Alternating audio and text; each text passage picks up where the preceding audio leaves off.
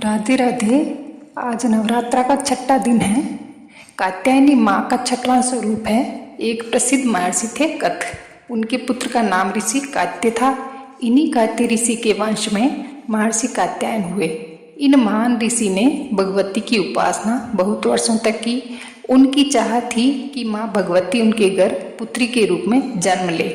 माँ भगवती ने उनकी यह प्रार्थना स्वीकार कर ली। जब महिषासुर नाम का अत्याचारी राक्षस पृथ्वी पर अत्याचार करने लगा तो त्रिदेव ब्रह्मा, विष्णु और महेश तीनों ने अपने तेज से देवी को प्रकट करने की चेष्टा की। देवी महर्षि कात्यायन के यहाँ पुत्री रूप से उत्पन्न हुई। आश्विन कृष्ण चतुर्दशी को इनका जन्म माना गया है। सप्तमी, अष्टमी तथा नवमी को इन्हीं देवी ने कात्यायन ऋषि की पूजा ग्रहण की। दसवीं को कात्यायनी ने महिषासुर का वध किया। माता कात्यायनी अमोघ फल देने वाली है। भगवान ने जब अवतार लिया तो ब्रज की गोपियों ने इन्हीं की पूजा कालिंदी यमुना के तट पर की। ये वज्रमंडल की अधिष्ठात्री देवी के रूप में प्रतिष्ठित है। इनका स्वरूप अत्यंत ही भव्य है। इनका वर्ण स्वर्ण के समान चमकीला है। इनकी 4 भुजाएं हैं। इनका भी वाहन सिंह है। दुर्गा पूजा के 6वें दिन इनके स्वरूप की उपासना की जाती है। इस दिन साधक का मन आज्ञा चक्र में स्थित होता है। योग साधना में इस आज्ञा चक्र का अत्यंत महत्वपूर्ण स्थान है। इस चक्र में स्थित मन वाला साधक माँ कात्यायनी के चरणों में अपना सर्वस्व निवेदित कर वर पाता है। माँ कात्यायनी की भक्ति अर्थ, काम, धर्म और मोक्ष चारों फल देने वाली है। इस लोक में रहकर भी कात्यायनी की भक्ति अलौकिक तेज युक्त होती है। उसके रोग, शोक और संताप नष्ट हो जाते हैं। जन्म जन्मांतर के पाप नष्ट होते हैं। माँ कात्यायनी की पूजा परिपूर्ण समर्पण भाव से करनी चाहिए। अब अपन पढ़ते हैं निशुंभ का वध। राजा ने कहा, भगवान आपने रक्त बीज के वध से संबंधित यह देवी के चरित्र का अद्भुत महात्म्य मुझे सुनाया। अब रक्त बीज के मारे जाने पर अत्यंत क्रोध में भरे शुंभ और निशुंभ ने जो कर्म किया उसको मैं सुनना चाहता हूँ। ऋषि कहते हैं कि हे राजन, रक्त बीज तथा अन्य दैत्यों के मारे जाने पर शुंभ और निशुंभ के क्रोध की सीमा न रही। अपनी विशाल सेना का इस प्रकार वध होता देख निशुंभ क्रोधित होकर देवी की ओर दौड़ा। उसके साथ असुरों की प्रमुख सेना थी। उसके आगे पीछे तथा दाएं बाएं बड़े बड़े असुर थे जो क्रोध में भरकर ओर चबाते हुए देवी को मारने के लिए आए। महापराक्रमी शुंभ भी अपनी सेना सहित मातृगणों से युद्ध करके चंडिका को मारने के लिए क्रोधावेश में आया। तब शुंभ और निशुंभ के साथ देवी का घोर संग्राम छिड़ गया। वे दोनों दैत्य बादलों की भांति भयंकर बाण वर्षा करने लगे। तब उन दोनों द्वारा छोड़े गए बाणों को चंडिका ने अपने बाणों द्वारा तुरंत काट गिराया और अपने शस्त्रों की वर्षा करके दोनों दैत्य पतियों को चोट पहुंचाई। तब निशुंभ ने तेज धार वाली तलवार तथा चमकती हुई ढाल लेकर देवी के वाहन सिंह के मस्तक पर प्रहार किया।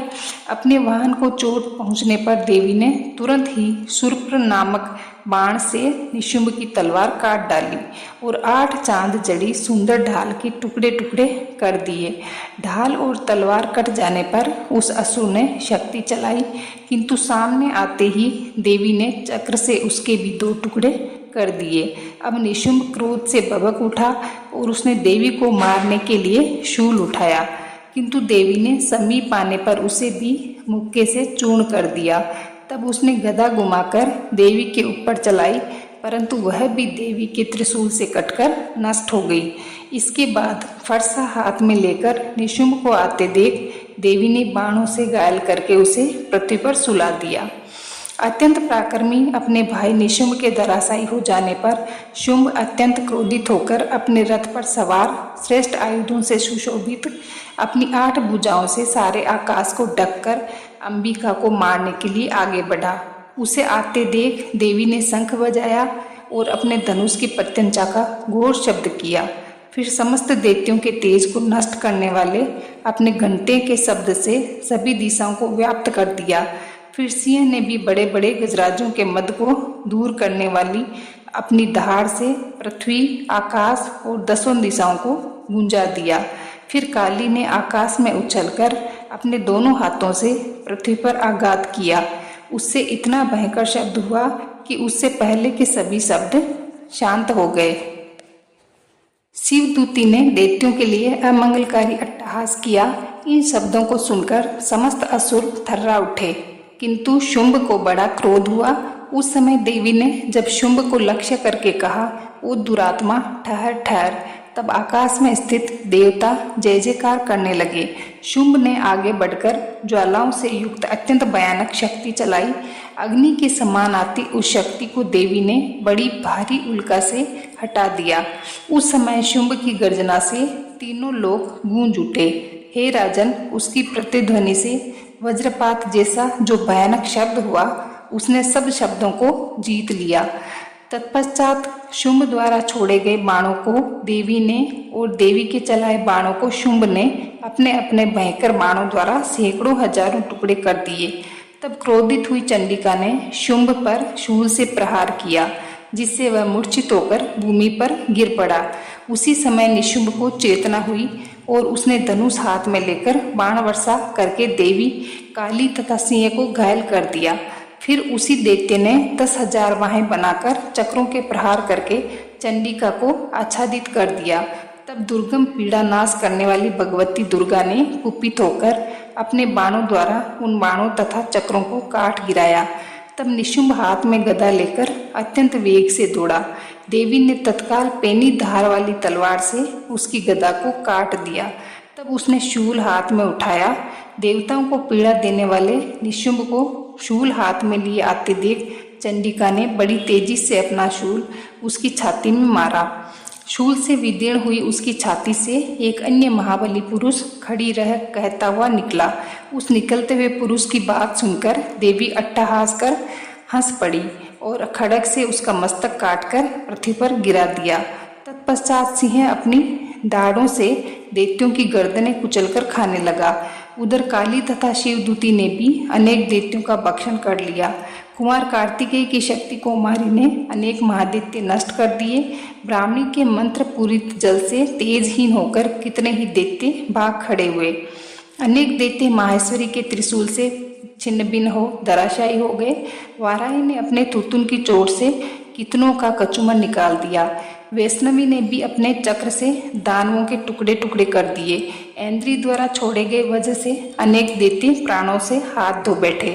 इस प्रकार कुछ असुर मारे गए, कुछ युद्ध क्षेत्र से भाग गए तथा कितने ही दैत्य काली, शिवदूती तथा सिंह के ग्रास बन गए। देवी द्वारा शुंभ का वध। ऋषि बोले, हे राजन, अपने प्राण प्रिय भाई निशुंभ को मारा गया तथा सारी सेना का संहार हुआ देख शुंभ ने क्रोधित होकर देवी से कहा, हे दुष्ट दुर्गे, तू अपने बल का झूठ मूठ अभिमान न दिखा। तू अन्य स्त्रियों के बल का सहारा लेकर लड़ती है तथा मानिनी बनी हुई है। देवी बोली, अरे दुष्ट, मैं इस संसार में अकेली हूँ, मेरे सिवा दूसरी कौन है? देख, ये सब मेरी ही विभूतियाँ हैं, अतः मुझ में ही प्रवेश कर रही है। अब मैं अकेली ही युद्ध में खड़ी हूँ, तुम भी स्थिर हो जाओ। ऋषि बोले, तब सभी देवता तथा दैत्यों के देखते देखते देवी और शुंभ में घोर युद्ध छिड़ गया। तीखे बाणों की वर्षा तथा भयंकर अस्त्र शस्त्रों से उन दोनों का युद्ध सभी लोगों के लिए भयंकर प्रतीत होने लगा। अंबिका जितने भी दिव्य अस्त्र छोड़ती जाती, दैत्येंद्र उन्हें निवारक अस्त्रों द्वारा तोड़ता जाता।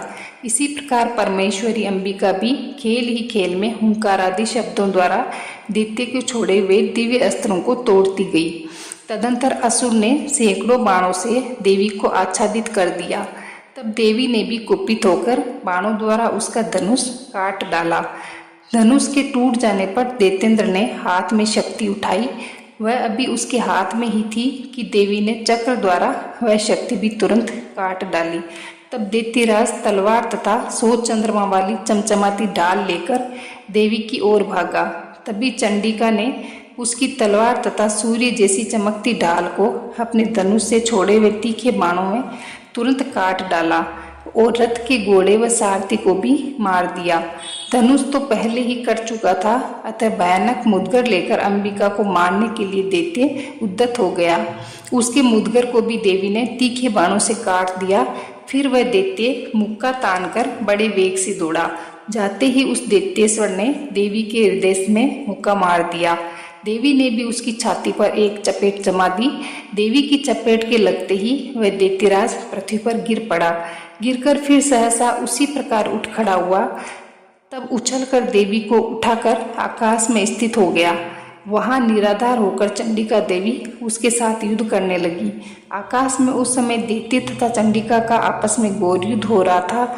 वह युद्ध मुनियों के लिए भी विस्मयकारक था। तब अंबिका ने उसके साथ देर तक युद्ध करते करते दैत्य को उठाकर पृथ्वी पर पटक दिया। देवी द्वारा पटके जाने पर वह दुष्ट आत्मा पृथ्वी पर आकर खड़ा हो गया। मुक्का तानकर चंडिका को मारने की इच्छा से बड़ी तेजी से दौड़ा। तब उस दैत्यराज को आता देखकर देवी ने उसकी छाती में त्रिशूल भोंककर उसे पृथ्वी पर गिरा दिया। देवी के त्रिशूल से शत विशत होकर पृथ्वी पर गिरते ही उसके प्राण निकल गए। उस दुष्ट का गिरना भी समुद्र, द्वीप एवं पर्वतों को हिला देने वाला था। उस दुरात्मा के मरते ही सारा जगत पूर्ण स्वस्थ एवं प्रसन्न हो गया। आकाश भी निर्मल दिखाई देने लगा। पहले जो उपद्रवी मेघ उठ रहे थे तथा उल्कापात हो रहे थे वे सभी शांत हो गए। दैत्य के मारे जाने पर नदियां अपने अपने मार्ग पर बहने लगी। उसकी मृत्यु होते ही सभी देवताओं के मन प्रसन्न हो गए। अनेक गंधर्व मनोहर गायन करने लगे। कुछ गंधर्व बाजे बजाने लगे। अप्सराएं नृत्य करने लगी। वायु पवित्र होकर बहने लगी। सूर्य उज्जवल होकर चमकने लगा। यज्ञशालाओं की शांत हुई अग्नि पुनः अपने आप पर ज्वलित हो उठी तथा दिशाओं के भयंकर शब्द शांत हो गए।